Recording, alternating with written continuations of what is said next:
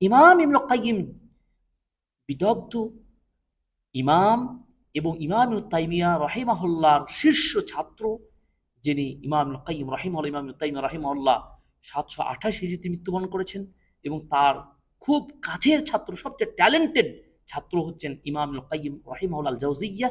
তিনি 751 হিজরিতে মৃত্যুবরণ করেছেন। তিনি সালাফদের দর্শন, তিনি সালাফদের যে রেখে যাওয়া হারুর সম্পদ যা রেখেছেন, উম্মাহ যুগের পর যুগ যদি ইমাম তাইমিয়া রাহিমাহুল্লাহ, ইমাম কাইয়িম রাহিমাহুল্লাহ তাদের কিতাবগুলো, তাদের রেখে যাওয়া সম্পদগুলো যদি পড়াশোনা করি, গবেষণা করি, আমরা শেষ করতে পারবো না। এবং আমাকে একজন বলছেন যে, আপনি নিজে বই লেখেন না কেন?" অনেকে বলছেন। তো আমি বললাম যে, "বই লেখা, আমার লেখাটা বেশি উপকারী হবে, নাকি আমরা আমাদের সালাফগণ যে এলম রেখে গেছেন সেটা উম্মাহর মাঝে আমরা যদি তুলে ধরতে পারি? আমার উম্মাহর লোকেরা তো সবাই আরবি জানেন না। তাদেরকে যে আমরা ট্রান্সলেশন করে, অনুবাদ করে দিয়ে সেই আমাদের সালাফদের আলোচনাগুলো, বক্তব্যগুলো, তাদের বইগুলো যদি তুলে ধরি, অনুবাদ করি, কেমন হবে? আমার জ্ঞান বেশি না আমাদের সালাফদের জ্ঞান বেশি?"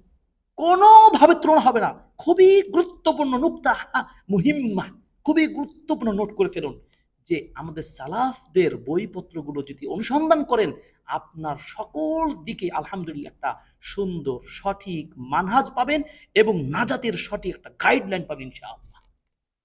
এজন্য এটা বড়, বই লেখা ভালো, লিখুন, আপনার গবেষণাতে চিন্তা করে লিখুন।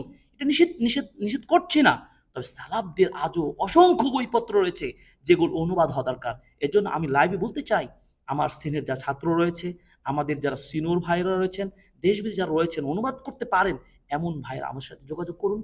আমরা একটা বিরাট প্রকল্প নিয়ে আপনাদের জন্য জান্নাতের প্রকল্প বাস্তবায়ন করতে চাই এবং কাজ করতে চাই।